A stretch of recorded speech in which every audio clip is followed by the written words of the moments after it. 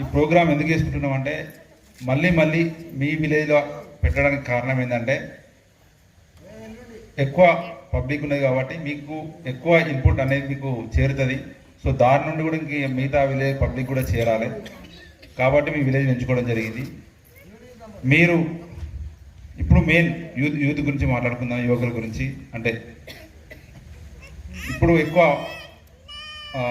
ఇంతకుముందు దాదాపుగా కొన్ని సిటీలలో గంజాయి ఉంటుండే, కానీ ఇప్పుడు ఈ రవాణా బాగా ఫాస్ట్ కావడం వల్ల మళ్ళీ యువకులు అనేది కొద్దిగా ఈజీగా చెడుకు అట్రాక్ట్ కావడం జరుగుతుంది.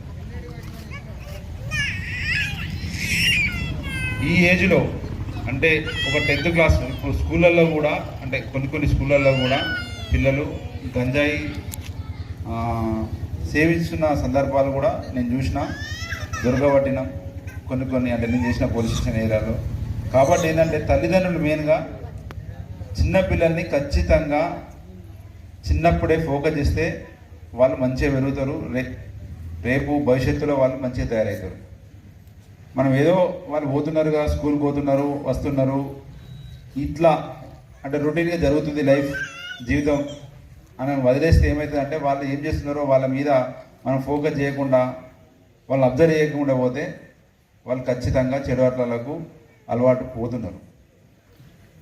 ఊళ్ళో ఒక్కడి ఏదో చిన్నపిల్లల అంటే 10th క్లాస్ 9th క్లాస్ పిల్లల్లో ఒక్కడు తాగడం మొదలు పెడితే వాడిని చూసి వాడు ఒక 10 మందికి అలవాటు చేసి వదులుతున్నాడు. కాబట్టి చిన్నప్పుడే ఉన్నప్పుడే దాన్ని అరికట్టాలి. మీరు మీ పిల్లల మీద ఫోకస్ చేయండి. వాళ్ళ ఫస్ట్ మన బాధ్యతగా తల్లిదండ్రులుగా మీరు మీ పిల్లలను జాగ్రత్తగా పెంచండి. జాగ్రత్తగా వాళ్ళని స్కూల్కి వెళ్తున్నారా, వాళ్ళు లేకపోతే ఓసారి మీ స్కూళ్ళలో పేరెంట్స్ మీటింగ్ ఉంటాయి, దానికి అటెండ్ కండి. ఏం చదువుతున్నాడు, ఏం చేస్తున్నాడు, స్కూల్ కరెక్ట్ అటెండ్ అవుతుందా లేదా. ఇప్పుడు నీకు ప్రతి విలేజ్లో ఒకప్పుడు అంటే స్కూల్ లేకుండా కాబట్టి ఇప్పుడు స్కూళ్ళు ఉన్నాయి, హాస్టల్స్ వచ్చినాయి, గురుకులాలు వచ్చినాయి, నవోదయాలు ఉన్నాయి, ఇంకా చాలా ఉన్నాయి ఫెసిలిటీస్ చదివించాలంటే. ఏ పిల్లని కూడా చదవనియకుండా వదలదండి. డ్రాప్ అవుట్ అయినా కూడా చదివించండి, దగ్గరుండి చదివించండి. ఎట్టి పరిస్థితుల్లో చదవకుండా వట్టిగా తిరగనియకండి. వాడే ఏంటంటే మిగతా మందికి అలవాటు ఇస్తుంది, వట్టిగా ఖాళీ ఉండడం వల్ల మిగతా వాళ్ళకి అలవాటు ఇస్తూ ఉంటాడు చిల్లర. అండ్ ఇంకొకటి అంటే చిన్నవాళ్ళ నుంచి పెద్దవాళ్ళ వరకు సైబర్ క్రైమ్కు లోన్ అవుతూ ఉన్నారు. ఏది వస్తే దానికి మీరు లింక్ రాగానే ఆ లింక్ని క్లిక్ చేయడం, లేకపోతే ఓటీపీలు అడిగితే చెప్పడం, లేదా లోన్ తీసుకోవడం, ఇట్లాంటి చేయడం వల్ల మీ ఉన్న డబ్బులు చాలా పోతున్నాయి. అనవసరంగా మిమ్మల్ని ఎవరు కూడా ఓటీపీలు అడగరు బ్యాంకు నుండి కానీ, లేకపోతే కొరియర్ అంటాడు, నీకు ఇది వచ్చింది, నువ్వు ఆర్డర్ పెట్టకుండా నీకెందుకు కొరియర్ వస్తుంది? ఏ ఆర్డర్ నీకు ఎందుకు వస్తుంది? నీకు కొరియర్ వచ్చింది, అక్కడ నుండి వచ్చింది, నువ్వు 2000 వేస్తే నీకు ఇస్తారంటాడు. ఒకటి నీకు లింక్ పంపిస్తాడు, దానికి కానీ ఉన్న డబ్బులను పోతాయి. నీ ప్రమేయం లేకుండా నీ డబ్బులు పోవు. నీ ప్రమేయం లేకుండా నీ దగ్గరికి ఏ ఆర్డర్ కూడా రాదు. ఫస్ట్ నువ్వు ఏదైనా ఆర్డర్ పెట్టుకుంటేనే అది వస్తుంది, ఫలానా పర్టికులర్ ఆర్డర్ ఉంటేనే వస్తుంది. వాడేదో కాల్ చేసి నీకు ఆర్డర్ వస్తుందని. ఇంకోటి ఏంటంటే ఎవడు కూడా ఫోన్ చేసి నీకు లింక్ పంపి డబ్బులు దీన్ని క్లిక్ చేయి డబ్బులు 2000 పంపు అని మన ఇప్పుడు ఏవైతే ఆర్డర్స్ ఉన్నాయో ఫ్లిప్కార్ట్ కావచ్చు, అమెజాన్ అట్లాంటివి అడగరు. అయితే నీకు క్యాష్ ఆన్ డెలివరీ అని కూడా ఉంటుంది. ఆడొచ్చే డబ్బులు ఇస్తే నీకు ఇది ఆ వస్తువు ఇవ్వడం ఉంటుంది, లేకపోతే ఆ యాప్లనే నీకు అక్కడ యూపీఐ ట్రాన్సాక్షన్స్ కానీ ఎన్ని ట్రాన్సాక్షన్స్ కానీ అక్కడ కనబడతాయి. అంతేగాని నీకు లింకులకి ఏమైనా అడగరు. అండ్ ఇంకొకటి మెయిన్, ఇప్పుడు ఆన్లైన్ గేమ్స్ ఆడుతున్నారు. ఆన్లైన్ గేమ్స్ 80% ఆడాలి.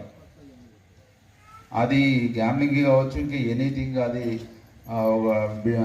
మన లేదు ఏంటంటే స్మాల్ బిగ్ అనే కొన్ని గేమ్స్ ఉంటాయి ఆన్లైన్ గేమ్స్. ఇది డబ్బులు పెట్టి ఆడేది. ఎట్టి పరిస్థితుల్లో మీకు ఆన్లైన్ గేమ్స్లో డబ్బులు రావు.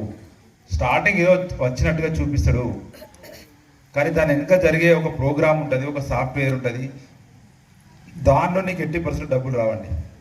ఈజ్ ట్రూ ఇది. ఎందుకంటే నేను దాని మీద ఫోకస్ చేసుకున్నా. రీసెంట్గా సుల్తాన్లకు 33 లక్షలు ఆన్లైన్ గేమ్ బెట్టింగ్ కూడా పట్టుకున్నా.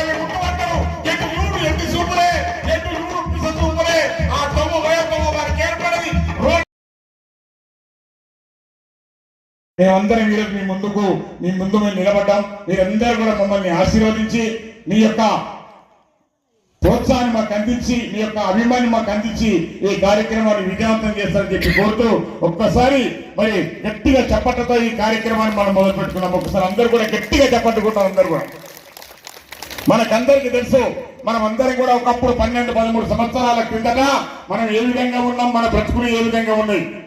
12-13 సంవత్సరాలు దాటిన తర్వాత 14 సంవత్సరాలు దాటిన తర్వాత ఇప్పుడు మనం మరి ఏ విధంగా ఉన్నాం, ఎంత చక్కటి బిల్డింగ్లు కట్టుకున్నాం, ఎంత చక్కటి రోడ్లు వేసుకుంటా ఉన్నాం.